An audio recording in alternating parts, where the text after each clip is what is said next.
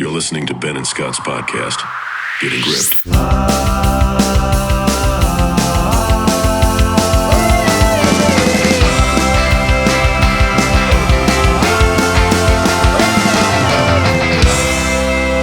Hello, welcome to Ben and Scott's podcast, Getting Gripped, where we talk about all sorts of stuff at the same time as... Ooh, let me grab it. Yep. My hand exerciser. Getting gripped with our grip strength. Oh, I see you got a nice little case for yours.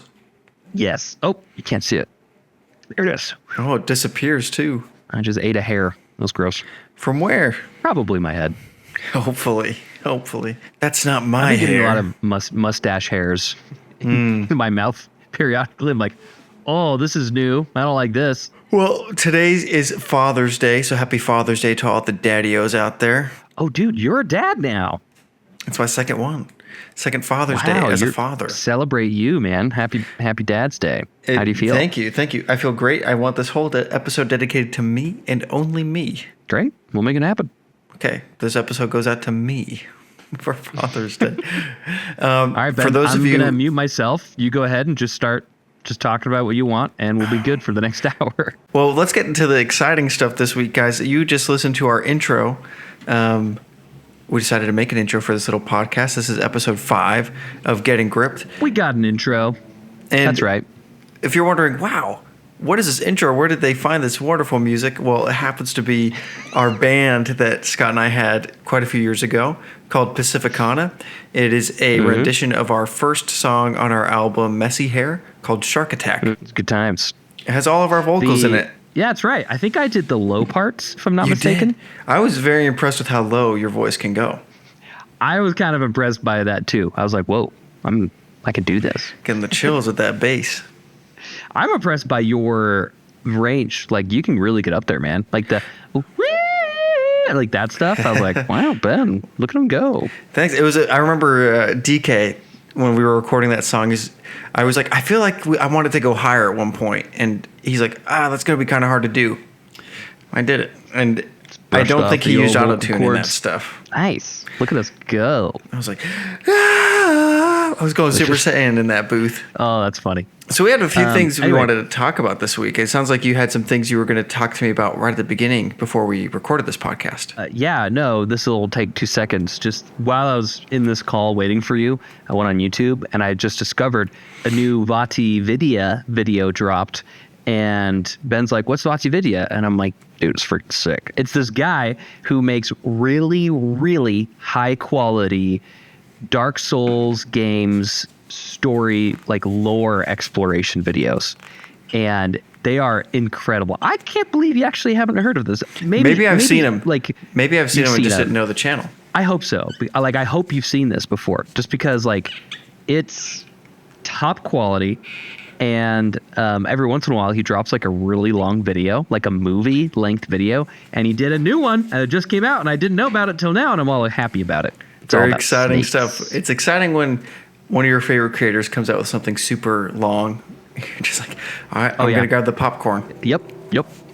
I like to, I like to ride my little indoor bike and watch really long YouTube videos. I curate a watch later playlist. You know, I don't know about you. I pay for YouTube Premium. I don't know if you do. Oh, I do not. How's that? It's honestly, it's so nice because we watch a lot of YouTube stuff, both Rachel and I and Noah. And what's nice with YouTube Kids is there's no ads, and we play some nice little music, and it doesn't ruin my Spotify Premium Wrapped or my Spotify Wrapped. There you go. I don't want Baby Shark in my top 5. That's a really good perk. Great incentive to get YouTube Premium. Also ad free. It's pretty nice. It's very, very convenient. How much is it? Is it expensive? How much is YouTube Premium? I don't know. I think it's comparable to like a normal streaming thing. It might be $9 a month. No, it's not too bad. I don't think so. Especially it's the streaming service I use the most, I'd say, out of anything else out there. No, I hear you there. Okay, so there's a lot of cool things that are happening. I think Erdtree or the Shadow of the Erdtree comes out this week. Oh my gosh. You think? What do you mean? You're not counting down the days to this thing? You're not like I think I've been off the days? I've been so wrapped up with Alan Wake 2 stuff that Oh, I haven't that's even right. thought of it, and I am excited about it. And I think from what I've learned, you have to beat one of the bosses. Is his name like Mog or something? 2 bosses. You have to beat Radon, Starscourge Radon. Okay. And you have to beat Moog, Lord of Blood. Mog. That's the only okay. requirement for you to be able to enter the DLC, as far as we know. I believe I did on my New Game Plus, but those two aren't too bad with a New Game Plus character. Right on. Yeah. But buckle up, though. So, Bloodborne, if I've learned thing from, what am I getting at? So with Bloodborne, the DLC was like super duper hard. Did you ever get the DLC, the Old Hunters? No, I didn't. I did not. But I remember you talking about it, and I've seen the Shark People. The Shark People. Like, it's really good, but super duper hard. And if you do it on New Game Plus, it's even like way harder. So I'm just saying, like, you might, I don't know, you might be in for quite the challenge if you hop in there in a DLC. Sorry, not a DLC, a New Game Plus file. It might be way ramped up. I'm Which could be excited fun. to play something that's a challenge because, like I said, the Alan Wake 2 DLC, it was not hard at all. It was a cakewalk, which isn't bad. You're more kind of appreciating certain mechanics that weren't introduced before in the main story. But I've been kind of craving a challenge in a game. And Well, Dark Souls will do that to you. You're good, man. I'm excited for it. I've been playing a little bit today. I got into Ghost Runner 2. Oh, is that good? I think it's really hard. And I was like, am I doing this right? Okay. There you go. But when I beat the first main level and you kind of get to this hub world, which I wasn't expecting. I didn't expect there to be like a hub world. I was like, oh, like there's ways to level up. Like I'm not going to be this bad forever. So it was a little encouraging. I wish we could play That's Elden like a Ring together. parkour shooter Oh, sorry. game. Yes, it is a parkour shoot. Well, yeah, I guess it is kind of a shooter. You have a sword. Yeah, it's like a cyberpunk samurai assassin sort of thing. I don't know the story at all. I'm kind of just ignoring the story and just playing the game, turning my brain off. Did you watch Nakey Jakey, don't you? I love Nakey Jakey. He's a top tier YouTuber for me. Yeah, he's I love phenomenal. his stuff. Did you watch his recent video about like an ode to like 7 out of 10 games? I did. Yeah. No, I thought it was I thought that was a good idea. I resonated with that so much. Mm-hmm. Because there's a few Sometimes 7 out they of 10 slap. games I like. Like it kind of fills a hole that sometimes AAA games don't fill, or while I'm waiting for a AAA game, like they definitely serve a purpose, and I like them. Do you have any 7 out of 10 games that you can kind of like think that you've really enjoyed in your life? Yeah, absolutely. Probably. I'm trying to think. Give me some examples. Okay. I I'm think struggling Assassin's Creed games are pretty much like 7 out of 10 games. Okay. I've actually never played any Assassin's Creed games. Really? Yeah. Which They're I not might all like change that. because they're like all available on PS Plus, so I might as well play one of them. You're saying some of them are home runs, some of them are worse than 7 out of 10, or what are you? I do think that's the case. I'll tell you which ones are home runs and which ones you should prioritize if you decided to go Please. into the Assassin's Creed thing. The Ezio storyline. You got to prioritize. That's Assassin's Creed 2, Brotherhood, and Revelations. Got it. A lot of Assassin's Creed games, especially the early ones and new ones, they're all just very repetitive of each other. They're the same formula. I think the history is what makes it interesting. I think Assassin's Creed 3 is really good. I've tried Assassin's Creed 4, and a lot of people rave about it. I never got into it. There's a lot of ship sailing. I didn't love that part of it. I've played a lot of Assassin's Creed Valhalla and Odyssey, and they're just so big, it's a little overwhelming. Which brings me to, which I think is the pinnacle of 7 out of 10, their latest Assassin's Creed installment, which was Assassin's Creed Mirage, I think is what it was called. Oh yeah, it was sort of like a throwback to the original formula. I haven't It's played definitely it again, a lot but more I've seen similar. reviews. Exactly. It's a lot more similar to the familiar formula. It's not the Sure, best sure. story around. In fact, I think there's a lot of downgrades in story compared to the earlier games. It's hard to beat Ezio's storyline, but it was fun while I waited for Alan Wake 2 and Spider-Man 2. It filled a hole. It was good. It was good for that time. It definitely was great. So, yeah. Do you have any examples? Anything come to your mind of a 7 out of 10? That come to mind? No, I'll have to like pop open my like game catalog on PlayStation and Switch and just see what I got going on. Like, I'm sure they're there. But I have to sorry, this is really boring. I'm totally drawing a blank. Okay, on then these we'll games, skip that. so. We'll skip that. Skip Let's talk real quick about the PlayStation Day of Play or something. They had like this big showcase announcing future PlayStation games. Oh, Did you that's right. watch that at all? Did you tune in? I watched just like the trailers they released after of it. So I feel like I know what's going on. But Did I anything didn't stick out watch to you? the conference. Yeah, Horizon Zero Dawn Lego. Yeah, I was what like, the heck? Oh, what? Here's why I think I'm confused by it and why I think it's the genius idea. I'm confused by it because like the Horizon games, I've played both of them, completed both of them. I enjoy them, and they take themselves like very seriously. Like those stories are pretty like dramatic and like, it takes itself very seriously. And Lego is not that. So I'm like, wow, I wonder who decided like tonally, let's make these Legos and have these characters like just talking about the hot dogs and farts or whatever. So I don't know. It's funny to me. But why I think it's a perfect idea is because the game is comprised of robot dinosaurs. There's no better Lego set you could make than a robot dinosaur. And so I really hope, I mean, I don't know this, but I assume this game is going to lead to a lot of, you can buy these sets in the real life, and I want to buy them all and make them fight. It looks awesome. Yeah, So, I was there's my very 2 cents. surprised to see that. I love the Lego games. I played the new Lego Star Wars game, which that's also on PlayStation Premium, I think. Oh, Maybe it's not. I'll hit that up. I thought maybe it is, but if it's not, whatever. That was fun. I think that's a good 7 out of 10 example. Okay. I even think it got rated higher, like on most game services, but overall, that's my experience. It's about a 7 it. out of 10. But what if that opens the door to like God of War Lego? Like, let's go, dude. Like, that'd be awesome. That'd be pretty sick. I want to build the Temple of Tyr or whatever, right? Like, that'd be sweet.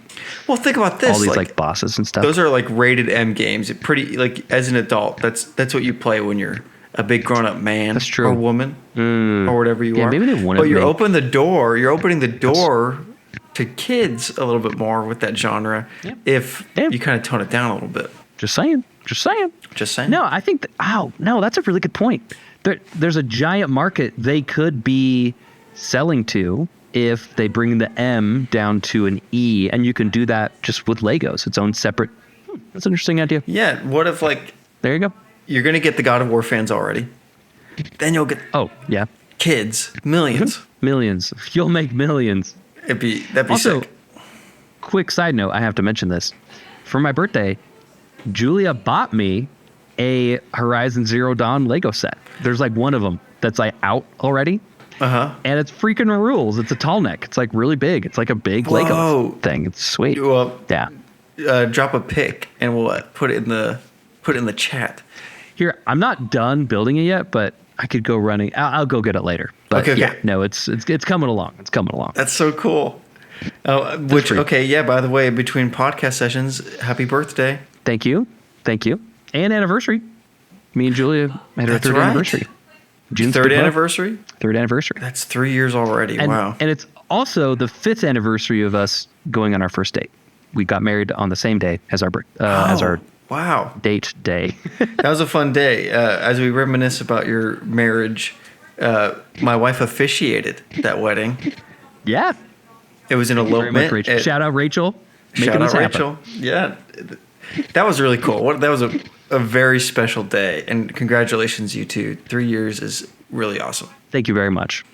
I agree wholeheartedly. It was very special. I mean, obviously it was my wedding, like, special day. But I felt it was uniquely devoid of like stressful reception hullabaloo. It was it was just a time to like, get married and celebrate love. Anyway. Yeah. I was thinking a lot about our wedding day a lot recently, obviously, and it just made me all happy and full of warm butterflies. It was good. A little giddy. Yeah. Just, Well, that's awesome. And you just got back from tour. oh, dude, when was the last time we podcast? Yeah, there's a lot of stuff going on. Yeah. Well, we didn't podcast a while because of a lot of things going on. A lot of stuff going on. Okay, I'll give you the Spark Notes. Okay, I'm taking over. I'll just be talking for a little minute and then I'm ready to hear whatever. Yeah, Spark Notes. It was my birthday. That ruled. And it was also our anniversary. That ruled. And we went on tour with my band Drusky, which also ruled. I think the caveat I always like say first is that like in terms of the shows we played, they weren't that big. They weren't that like impressive. Our audiences weren't like big at all. But it was just like a good solid week and a half spent with some of my best friends and playing music and road tripping, you know? So we did a lot of sightseeing, a lot of hiking, and I don't know, that's it in a nutshell. And then it was great. So our anniversary, me and Julie's anniversary, was on the last day of tour, and kind of spur of the moment, she flew up on our last day, and then so we got to spend our actual anniversary together instead of like a little bit later, which was great. We spent that in Bellingham. That's so sweet. Yeah, it was a good time. Nice Drusky shirt, by the way. That's pretty cool. Oh yeah, self-promotion. Shameless. Right here.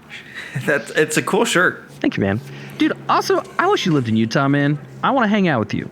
I think, like, it's, you know, I don't know. Get a little sappy for a second. I really like having you around, and I wish we could hang out more. Guess what? We're going to be there in a couple weeks. Spending time with you guys. Whoa, talk about segue. Awesome. Do you want to hang out? Like, yeah, no pressure? here, I'll censor this out. right after I say this, like, sappy thing. Like, oh, if you don't want to, it's fine. Well, dude, Scott, I feel the same way. It's so fun hanging out with you. And whoever's listening to this, we're just going to start pouring love towards each other. But let's do it. I talk to Rachel about this all the time. Like, I am so grateful to have you as like one of my best pals, and that like I don't know, there's just like not this pressure of a friendship at all. Like it's just like it's very natural. It's very fun to just chat. Homies and like being homies. We're gonna come to Utah, and we wanted to hit you guys up and see if you guys wanted to do like a Provo day, or we could go to Salt Lake and do some stuff. Yeah, whatever you want, man. When we can happen. We'll censor this out. We're going to be there from June 27th to July 3rd. And awesome. The June 27th to that Sunday, we are going to be at Rachel's family's cabin in Bear Lake. But Monday to Wednesday, we're free. Fun. That's fun. Yeah. Okay. Uncensor. For those of you who are worried that Ben and Scott would never see each other in person again, guess what's going to happen? We're going to see each other in person. It's going to happen. Okay. Oh, that's funny. But there's been some really fun games as well. Did you get far in Animal Well during tour? You told me you were going to play it.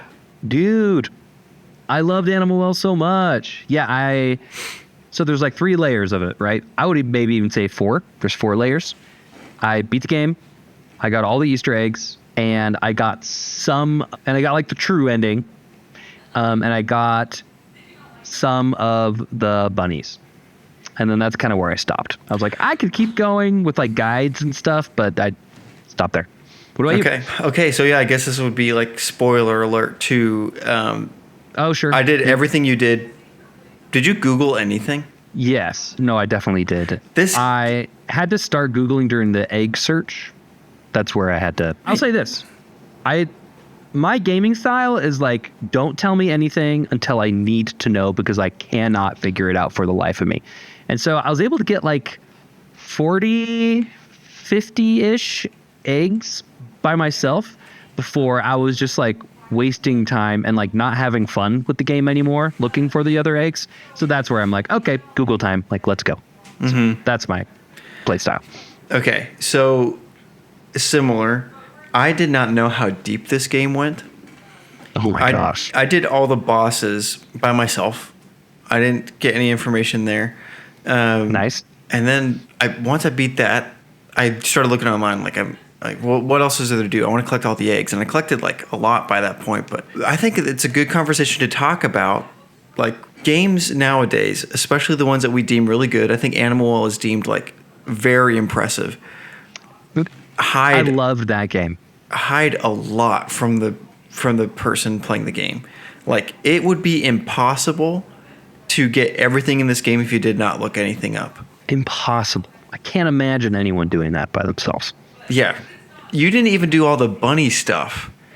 And I think that's where things I collected all the bunnies, but not the secret bunnies, because there's secret bunnies in the game too. There's secret bunnies. I figured that I was YouTubing about it. I'm like, There's more bunnies. So That's what I call like layer 4.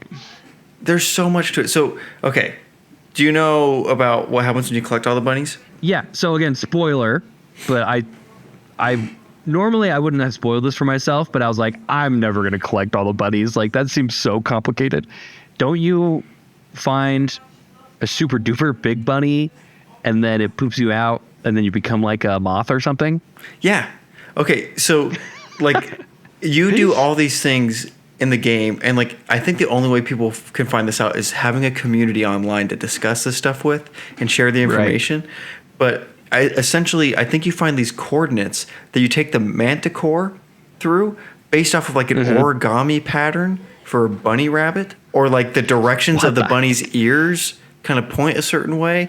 So you ride the manticore the same directions in order of the bunny's ears, which is just nuts. Like, I had Rachel sitting next to me reading it, because when I tried to do it myself and read and do the motions, I couldn't do it. I couldn't follow along. So I had Rachel read it, and you get like this moth ability, which by that point in the game, it's almost pointless. You have collected just about everything.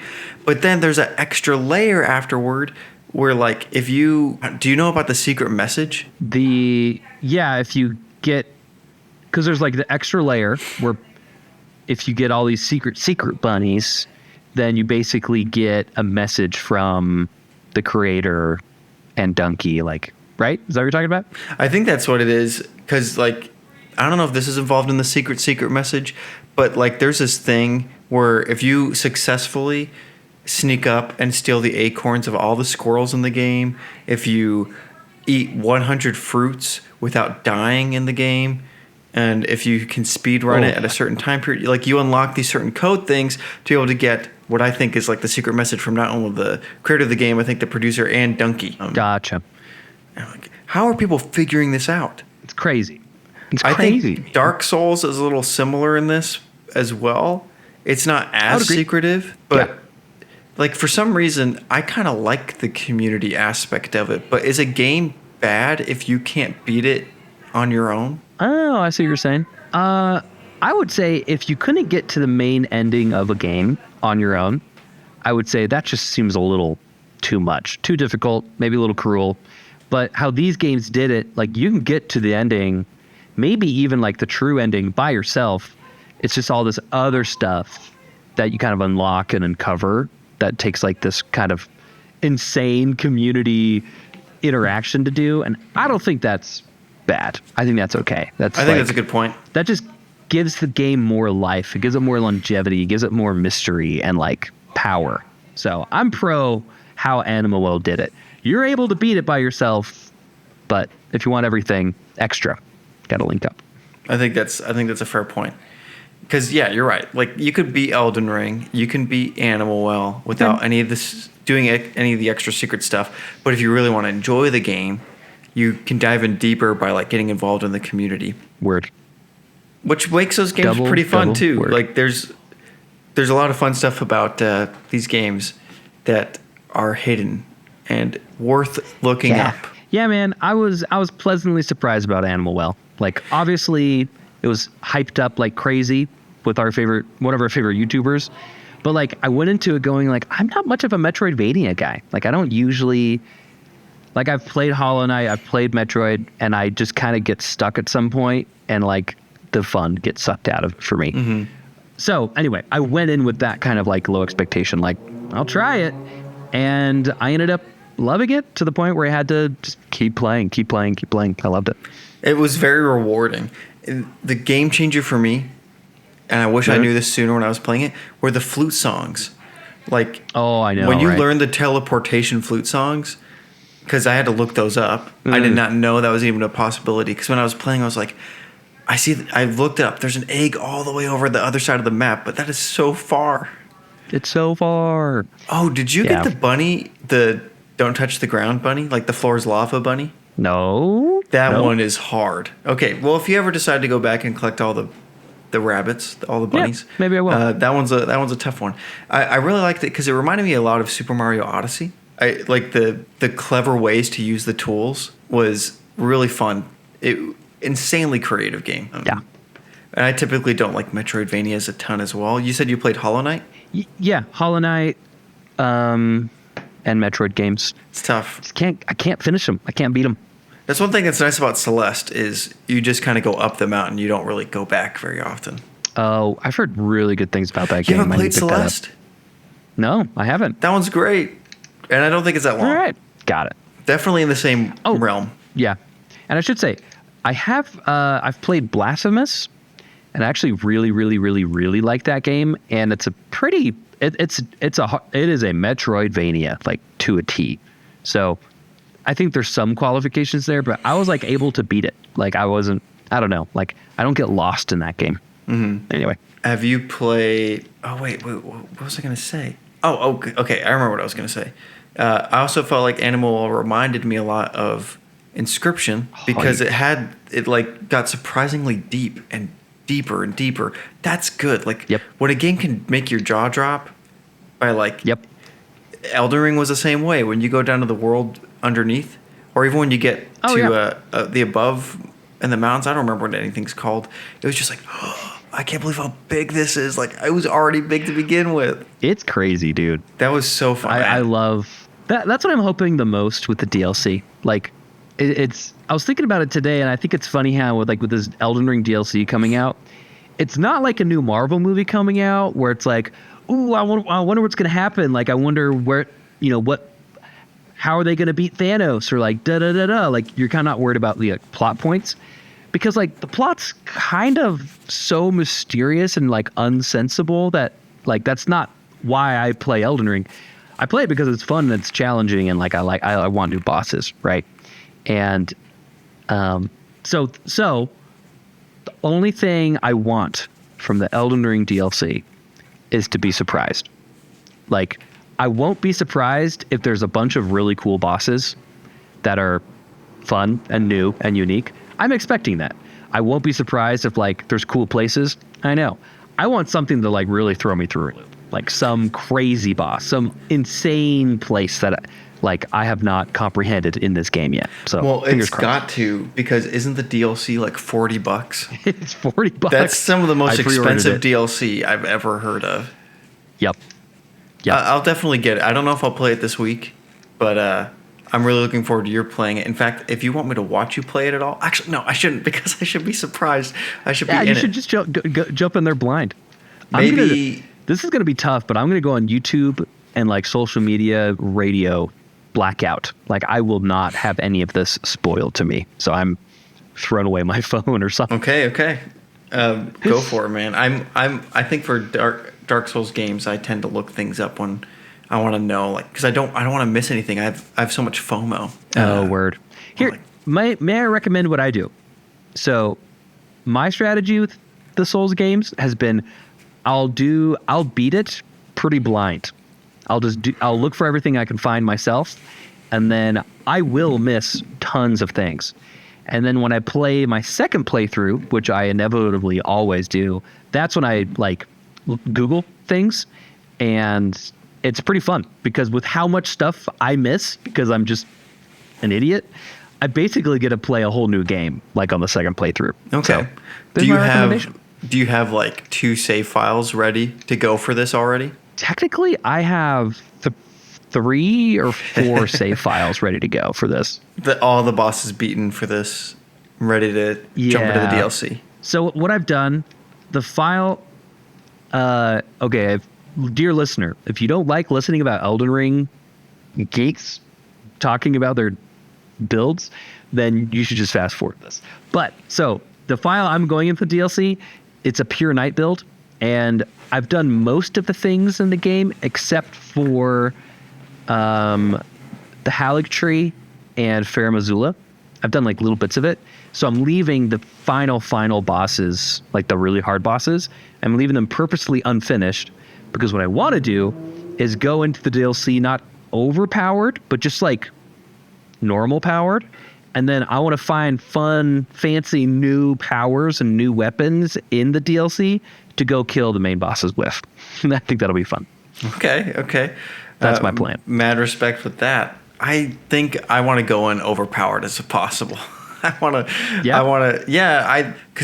in my head, I know that I can grind this out and like beat these guys, but I don't know if I have all the time to be able to do that sometimes. Because I have a lot of my interests spread. I have a lot of interests out there, and I tend to play interests. I play a lot of other games too. I don't know if you've noticed my thermos back here. Oh, what's that from, Ben? We'll talk about that later. But that's kind of my mentality. Is like I want to feel powerful. I've been beaten down already so much in Elden Ring that like I've gotten to this point with this character where I just like I want to just take things down. And then maybe I'll create another character and like go through it all again because I know the strategies now. I know how to beat them. Word. But maybe that's the lame way. Maybe people maybe one of our 12 listeners will be like, "What the bleep, Ben? That's not how you're supposed to do it." Here's the thing. I would clap back on anyone saying that because like I think the point of especially Elden Ring is like you do whatever you want. Like you play however you want. Full stop. Like there's nothing else after that sentence. So. You do you, Ben. I support you. Okay. Thank you, man. And I support your thirst for pain. Here's the thing. I'm not going in like under level. I just want to go in like the recommended amount to like, Did they say a recommended amount yet? A little bit. Well, yes and no. I don't think anyone's come out and been like, hey, you should do this, like from the FromSoft team. But when they had the recent demo, when they had like a bunch of press come and play some hours of the game, I don't know if you heard about that or like saw the footage. Everyone started at level 150. So I think that's sort of the expected amount. Oh, then I might actually be the expected amount. Whoa, I don't know. Oh no, my strategy. Yeah, I think honestly though, I think for a lot of how people think this is going to go, like we don't. And it's just going to be, you have to wait and see. Okay. Thursday night, Mountain Time, it comes out at 10 o'clock. And I'm going to be doing that all night, baby. Heck yeah. That means it's going to come out midnight my time. Yeah, you're on the East Coast, huh? It sucks. Yeah, that's okay. It's okay. I'll get through it. Can we talk about Alan Wake 2? Yes. Little disclaimer, though. I haven't played it yet. So... You haven't played Final Draft yet? I really want to hear your take on it, but maybe just the spoiler-free version? I'll definitely give a spoiler-free version. I had that in mind, but thank you for clarifying. Of course. So, Alan Wake 2 is a phenomenal game, and inside the game there's occasionally little Night Springs episodes that feature Warlin Door speaking to the camera. The DLC makes those moments interactable now. There's 3 moments in game where you can I didn't know this actually until after I played them because you have the options to just play the expansions separately. But let's just say you're going through the story of Alan Wake 2 and you're watching the Night Springs episods. You can jump into the DLC. Yes. Which wait, that's sick. It is sick. Like I did not know that. But I had already beaten the game for a third time now, so. Yeah, so you just jump in. Yeah. So, but if you want, you can just go from the menu screen, right? And just pop in. Yep, exactly. It shows it's called expansions, and there's 3 episodes. They're each about an hour long.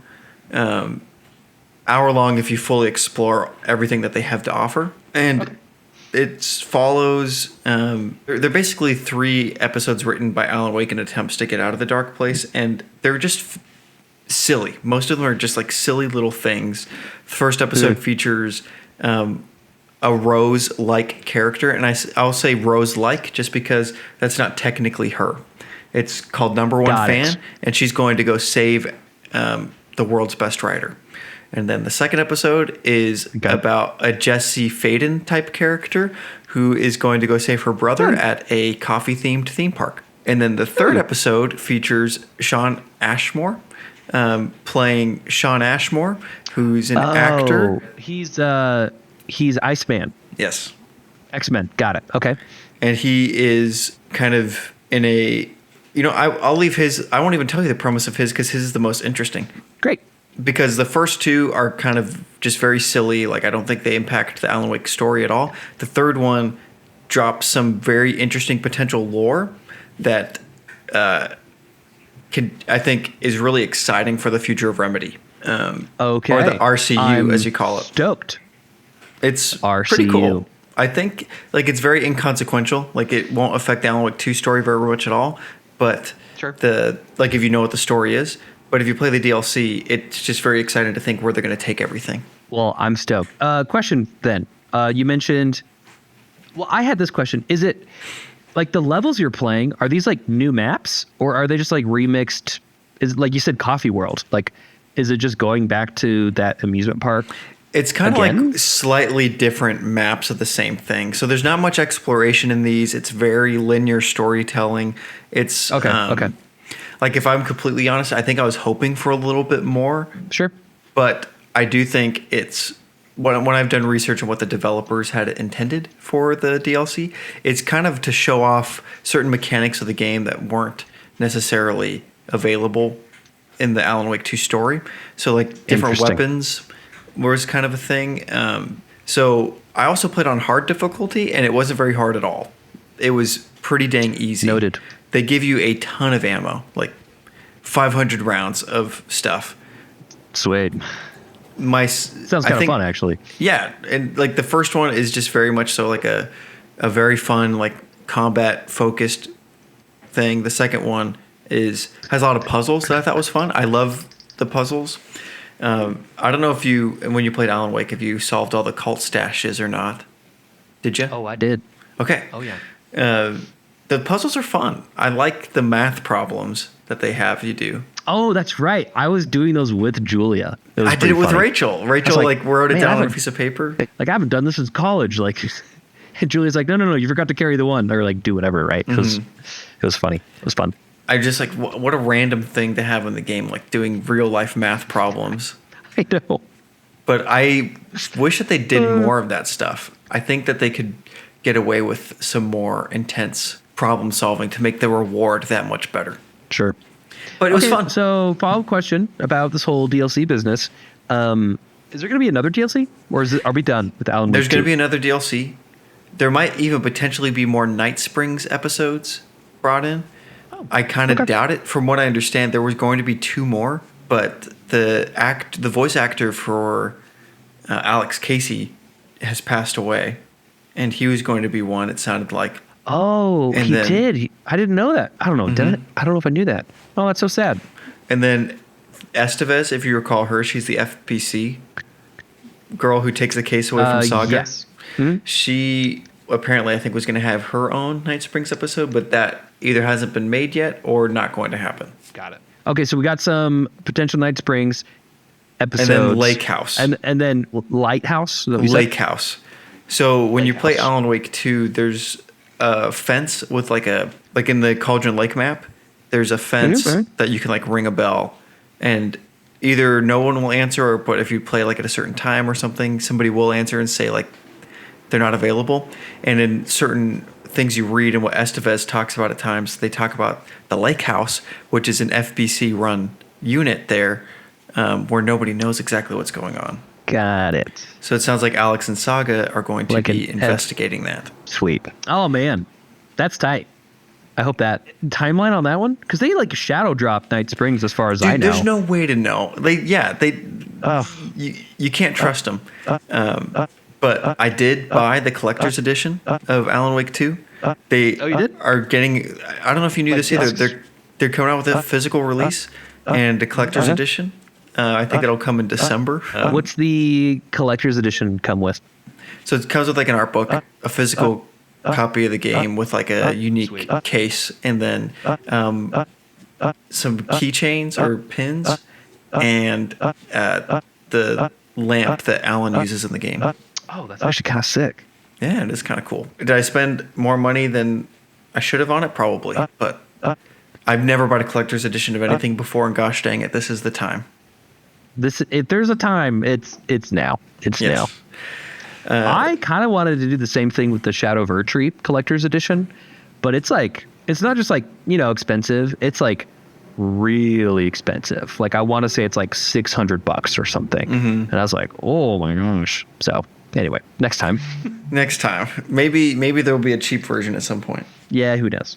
They're getting us with these collector's edition things. They know their audience. Well, then what would you give the Night Springs DLC like out of 10? Or if you don't want to do a numbers thing, just like a brief, why'd you like it? Why didn't you like it? I loved it. I wish it was longer. I wish there was more Okay. to explore in it. But for what it was and for the interesting things they announced, like kind of lore drop and stuff, I give it a 9 out of 10. And the replayability is pretty fun too. I think it Sweet. does have some fun replayability. I went back the other day and got the rest of the achievements for it, just so I can feel good about my platinum trophy for Alan Wake 2. Good for you, man. I'm glad. Yeah, it's fun. I wish it was Yep. longer. I wish that they would introduce a roguelike thing into it because I think it's like practically there. Yeah, no, I remember I was talking about that. Like plot wise, it would be very easy to make a Alan Wake roguelike work with the plot. Like, Yeah. it'd be awesome. Like, give us that. I enjoy the combat of Alan Wake. I want to just go ham. You know? They've already introduced a ton of characters that we could play as. Sure. Now just like make the roguelike. You already have these maps. You already have everything. Please. Come on, let's go. Just do it for Ben. Come on, Just do it Remedy. for Benny Beans. Who knows? Maybe the Lake House DLC will actually just be a roguelike. You never know. Yeah, well, Remedy announced a couple things too. Nothing too surprising. Like they're working on Okay. their Max Payne 1 and 2 remakes. They're working Yep, on I heard Control that. 2. And Yep. they're working on a multiplayer game where you play an FBC agent. That's like I don't know if it's a looter shooter, but it's like just straight up like a multiplayer shooter game. Yeah, Right. I'm so excited about that. Wait, didn't they announce that they were going to stop making that? I thought Like, I it knew was that like was in on the development. table, off the table, but from Project a recent Condor post or from whatever. them, it's happening. Oh, well, okay. I stand corrected. And Alan I Wake hope it 2 works is their for them. best-selling game so far, and I think they're only Good. going up from here. Like I think they're the A24 of video games, especially with these merch drops. Check out this thermos, like their fans care. It came from Germany. Guten Tugen. Guten Tugen. So yeah, it's going to be great. Sorry if everybody listening to this is just bored out of their mind, but I think there's some other things we want to talk about too. We talked about here. I'll look at my text because I think we had a good list. Well, I feel like I've given my little life update. Been Oh, yeah. birthdaying, anniversarying, touring a little bit. What about you? What's new with you, man? What are you up to? I've made my 2 YouTube videos. They're just in the editing right now. One YouTube video for my just filmmaking channel, and then one for this channel. Awesome. Pretty excited about that. It starts with an unboxing of this right here. Yes. Yes. And oh man, here, actually, let me just show you the beginning. Please do. Okay, Oop. so we just took a break. I just showed Scott some of my video projects. Scott, what'd you think? Dude, I think it's looking good. I mean, saw a little snippet of like work stuff. Always looks professional as heck. But dude, your Alan Wake content video, I can't wait to watch that. So hurry up. So excited I think for you it. should splice in some, if it makes sense to, like, I don't know what your video is really about, but you should splice in some like video content like game content of like the game. I think that I could am. be I actually eye-grabbing. already recorded my my gameplays of the 3 DLCs. Oh. So that's going to go in. There you go. I have that Sick. ready to go. I just have to kind of just start layering it in and then put the music underneath. But making my first Alan Wake video, and I already told them what my second Alan Wake video is going to be, and that's going to be Alan Wake as explained by my wife. Oh, very good. Here's the Yeah. thing. Rachel might be able to explain it like pretty well just from how much you talk about it. She might. She already told me this one thing she's gonna say because she hates this from the first Alan Wake game. She thinks video games, and she's right a lot of the time, just really sexualize women. And in Alan Wake 1, there's a moment where Alan Wake goes up into the cabin and he sees Alice and she's in her panties and a tank top, and he's like, "Oh." And she's like, Alan, Oh. it's in the surprise I have for he's in the next room. It's a typewriter and they get in the big fight and then hence she like drowns in the dark place. Yeah. I guess it just goes to show, like, don't if you're just give some sugar. He wouldn't have. Those events that night probably wouldn't have happened. I don't know if that's the right message, Ben. You're right. Don't cancel me. I'm just making a joke. Cancel, dude. No, she already has some fun content she's planning on saying there. And other stuff going on in my life right now, I'm just slowly getting through A Court of Mist and Fury, that book series I was telling you about that Rachel's having me read. You're doing it. Yeah? Yeah, I've read the first one and now Nice. I'm on the second one. So, good book? Would Yeah, they're recommend or good. no? It definitely gets pretty there's a lot of sexy time stuff that goes on in it, but it's pretty easy to skip past through. But sometimes I get a little glimpse of things. I'm like, whoa, va va boom. Whoa. Hubba, what? hubba, what? I need to close this book and fan myself. But calm down. no, it's good. It's very good world building, I'd say. Nice. I think she's been compared to a female Brandon Sanderson, and I think I can understand that's why. high praise. Yeah, Okay. they're pretty good, and she kind of has this like massive universe in her series too. So, Like she has like a Cosmere. I don't think that deep. I don't think it goes that far yet, but she like is telling multiple stories within this world that span like a long period of time. Wow. But that's kind of what's Nice. going on in my life. Just working on a lot of work stuff. It's been very busy at work. Good busy, but I can't wait for things to die down. We have one more Sure. shoot coming up in a week and a half, and then I'm off to Utah, and I'll take a break from doing To productions. Zion you go. To Zion, finally. But yeah, that's kind of what's going on in my life right now. Right on, Oh, man. you know, we're actually Good stuff. watching one of our neighbor's cats, and they were not getting along with our cats the past couple days, but right now it seems like he's walking around and hanging out with them, and they're doing okay. So Oh, good. not too bad. It's nice when they have a buddy, you know? Now let me follow up. Our last video, we talked about following up and keeping each other accountable for our projects. Have you started work on yours? Yeah. Here, let me give you a little sneak peek of what I'm trying to do. I'd love to see, because I know you're trying to get that green screen to work. Oh, do you mean this green screen? Whoa! It worked. Nice transition.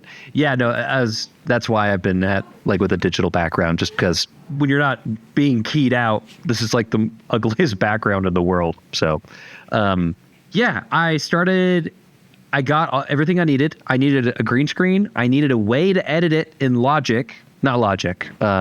DaVinci without it crashing all the time. And it's janky, but I think I figured that out. I needed a better microphone. And I needed a Joby, one of these guys, to put my phone on in a good way. And I got all those things. And so I tried it out yesterday, and there's still some hiccups. I got a lav mic to put right here, and it's pretty sweet. Like it works good. But I figured out when I put it here, and then if I have any sort of like volume, like presentee volume, not like, I don't know, when I'm talking normally, it's kind of quiet, but it'll clip like pretty bad. So I needed to do more testing to find the right spot to like put it on my shirt. I might have to like put it on my nipple or something. Just Whoa. It tends to you do have any well tips? right in the middle of your chest here. right here. Yeah, that's where you're supposed Okay. to like ideally put lav mics. Okay. Oh, here Figure real something quick. It's 9:33 p.m. right now, and there's an ice cream truck that drives by here every night. At 9:30? Yeah. One of these have nights you I need ever to get gotten it? ready to Is it go. like- No, I haven't. Is it like but yummy ice cream? I have. I Yeah. would die for a good SpongeBob cone right now, or SpongeBob popsicle. Dude, oh my gosh. Last night, me and Julia, we went to a SpongeBob musical put on by some kind of small local theater in Draper, and it was hilarious. Oh, that's awesome. Keep Ariana Grande away from there. I don't understand what you mean by that. Well, okay. The star of the SpongeBob musical on Broadway left his wife and kids and got with Ariana Grande. Whoa, really? Yeah. So, I did not know that. yeah, it's a weird situation. It's like happened last year. I think they met on the set of Wicked. Oh my gosh. Like So- so presumably the guy who plays SpongeBob left his family to be with Ariana Grande. Oh man, that's a little heartbreaking and Yeah, crazy. It is heartbreaking. So just keep that innocent SpongeBob away from her. Will do. Well, he had choices in that too. He had complete agency there. He did not have to leave Yeah. his wife and kid to go be with Ariana Grande. But Thank anyway. you next. Thank you So- next. You guys saw that last night. Yeah, we saw that last night. It was a good time. But so I need to figure out the audio hiccup, and then I started filming, like I wrote a script for it, and the next hurdle I need to figure out is I don't like watching myself on screen. Like I don't enjoy like doing this scripted thing on camera. And so I'm pretty, I don't know. I'm not like loose. I'm not like loose. I'm not like laid back in the video, and I want to be. I want it to be like natural and like a good vibe, not like a stilted like nervous person loose recap of Lost. So that's the next thing I need to like loose, like figure out. Well, let me, if I may, share my experience. I refilmed my YouTube video for Film 4 times. 4 times, huh? Yeah, how come? in full. I didn't like how I presented it. I didn't like how I lit it. And like I recorded it. So the other night I recorded it once. Well, the first time I recorded it, my hard drive got corrupted and I couldn't keep doing it. The second time I recorded it, I didn't like it. Third time I recorded it, I also didn't like it. I was like, the lighting looks bad. It looks really unflattering currently. What am I doing wrong? So I switched it up. And the fourth time I recorded it, I was like, okay, this feels much better. So I think it just takes a lot of practice. I think these YouTubers who are doing it, like the reason they are so loose is because they've practiced a long time doing it. But I also think too, like if you, I don't know if I'll ever fully be satisfied with what I make, but I think just finishing it and just practicing and making the next project, I think that's better than just not ever finishing the first one. Well, Ben, you're hitting me hard right now. I think you're right, and I think you're wise. It's not wrong though. Like if you want to refilm it, like go for it. It sometimes just takes time. Well, I have to because the audio is terrible. It was right here and it was clipping, but yeah. So I hope when I do it next time, it'll just be a bit more flowy, you know. And my inspiration, like my hero in this, is that YouTuber Man of Recaps, which I'm sure you've seen some of his stuff. Mm-hmm.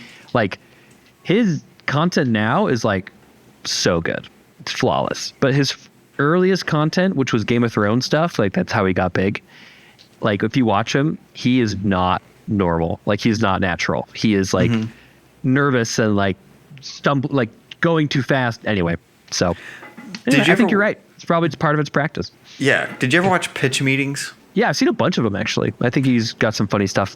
Well, what he does now is he reviews his early ones and kind of says like the behind the scenes, like how he wrote it and like what he did wrong and what he'd do differently now.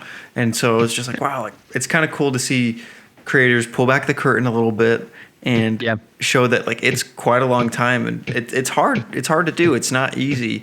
And I'd rather just make stuff that I'm happy with and like just excited to make than just trying to be somebody that I'm not, I guess. And like I said, I filmed my Alan Wake 2 video twice. Right. So just hopefully that helps you feel a little bit better. Thank you, Ben. Also, I saw your TikTok with Tal and you were so fun in it. Yeah. Real talk. Like I remember because we're at just some random street in Salt Lake City and like there's cars driving by and like it was scripted. And so that's like the thing in filmmaking that makes me like, well, if I'm on camera trying to do a scripted thing, I'm way more uncomfortable than just like doing this right now because I'm me. I'm not lying, right? Or whatever. I'm not like acting emotions. Dude, also, Tal hit me up. He's like, hey, we should do some more like video collaboration stuff. And I'm like, and I was a little uneasy just because like I feel like I'm dropping the ball already with my existing projects of video things I want to do. But I think it'd be cool. We should loop in Tal. Not to me and Scott, but to me, Scott, and Ben. It could be a lot of fun to like do a video or a series together. Just tell them that they have to come with like a grip strength of some sort. Yes, that has to be a required element. If they show up without it, they're gone. You have 5 minutes to find something to grip. Exactly. I think that'd be fun. Are you impressed with how big this is? That's a big green screen. Is that your door over there? Well, that's the closet. This is my closet door. My door is right there, off screen. No, that looks great. Yeah, I don't know if this camera's doing justice. It's just huge. I got it on sale on Amazon. That's great. I've been considering a green screen. Here's the thing. Your background right now is just like very aesthetically fantastic. Got the vacuum cleaner right here. I got my lightsaber pole there. I got this cat tower, and like you can't see it, but I think that's cat throw up on the windowsill right there that I need to clean up after this.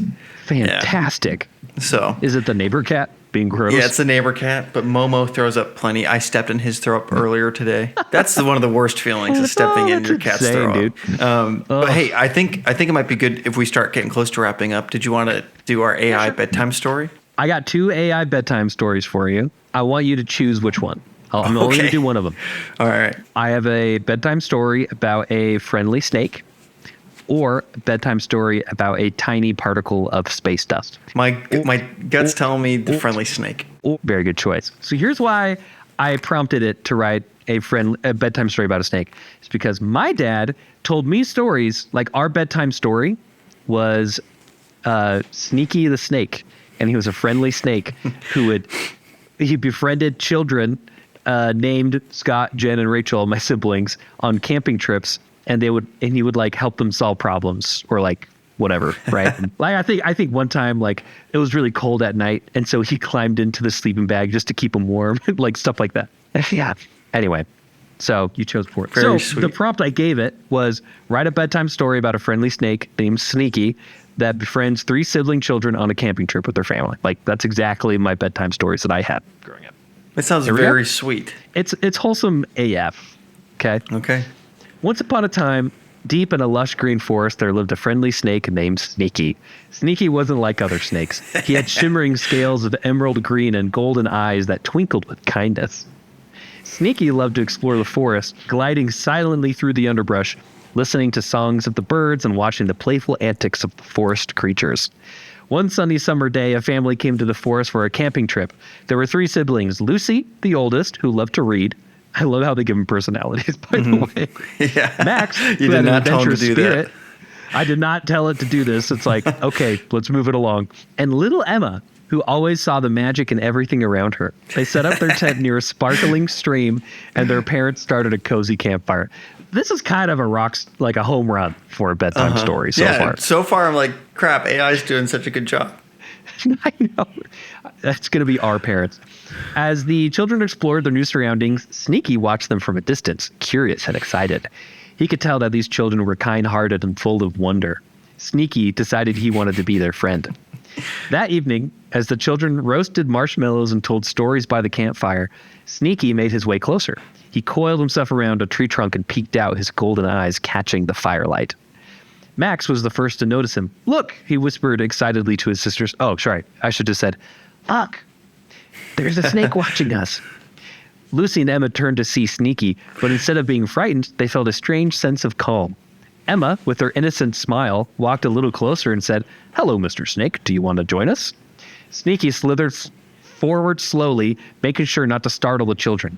He flicked his tongue out in greeting and nodded his head. The children giggled and realizing that this snake was indeed very friendly. How long is this? Okay, I got a handful of more paragraphs. Bear with me. Okay. I haven't read this, by the way. So. Oh, this is your first time. Okay. Yeah, I don't know. We should give him a name, suggested Lucy, always the thoughtful one. How about Sneaky, because he's so good at sneaking around? Sneaky seemed to like this name, and he gave a little happy hiss and approval. Because he's always sneaking around. Since we've known him. From that moment on, Sneaky became a part of their camping adventure. The next day, the children decided to go on a treasure hunt. They made a map, and with Sneaky leading the way, they embarked on their quest. Sneaky knew all of the best spots in the forest. He led them to a hidden grove where wildflowers bloomed in every color imaginable. He showed them a secret path that led to a beautiful waterfall where they all splashed and played. I want this to happen to me. Sneaky also had I'm almost done. A couple paragraphs. Sneaky also had a knack for finding things. He discovered a patch of the sweetest berries for them to snack on and helped Max find a shiny stone that he could add to his collection. Emma found a feather that looked like it had come from a magical bird, and Lucy found the perfect spot to sit and read her book while listening to the sounds of the forest. As the sun began to set, the children and Sneaky returned to their campsite. They were tired but happy, and their parents were thrilled to hear about their adventures. That night, I would be like, where were you? I was looking for you all day. Yeah. That night, as they lay in their tent, the children whispered about how lucky they were to have met Sneaky. Sneaky, curled up near the warmth of the campfire, felt a warmth in his heart, too. Oh, he had found friends who accepted him just as he was, and he knew that he would always be a part of their special camping memories. And so, as the stars twinkled above and the forest settled into a peaceful slumber, Sneaky the friendly snake and his 3 new friends drifted off to sleep, dreaming of more adventures and the magical bond of friendship they had formed. And they all lived happily ever after. The end. The end. Wow, what a sweet story. That was actually pretty. It was pretty touching. I love that. Guys, with that, then maybe this is a good time to say goodnight. Night night, Ben. Night night, Night Scott. night, Momo. Night night, Bender. Night night, Julia. Night night, Merlin, Good night, the Moon. neighbor's cat.